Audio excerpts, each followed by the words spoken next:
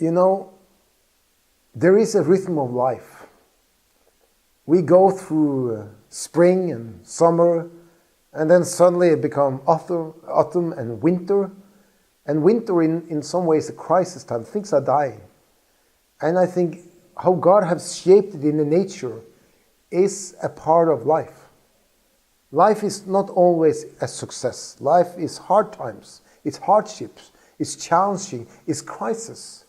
But through the crisis we can learn something. And I think all churches in a growth phase go through some crisis.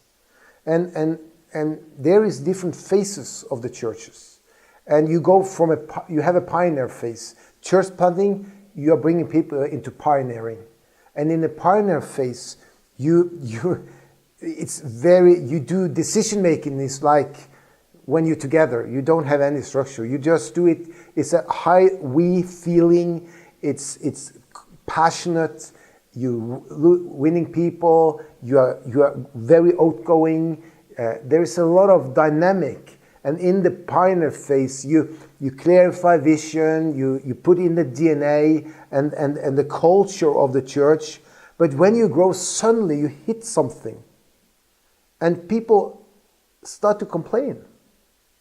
And it's biblical. You know, in Acts 6, the church grew, and they were filled by the Holy Spirit. And even though they complained, it's amazing, but they did.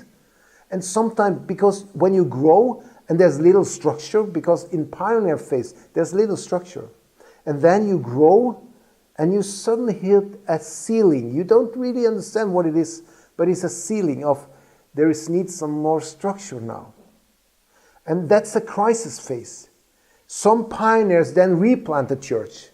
Those who come with question, they are enemies. And they kick them out, and they replant the church because it's much more fun that everybody agree with me. But if you embrace the challenge that is coming and see that as an opportunity for the next step of growth, because it's only you need to give more space to people. People will ask, am I in the decision-making process? I'm inside or outside? Am I a part of this? Is my opinion a place here? And when you grow, this question will arise. When you have 70, 80, 100 people, you start to come to a phase you need to structure the work even more. And this is a crisis phase. And some churches don't come through that. They replant, they stop. They have a small gathering and they like to be there.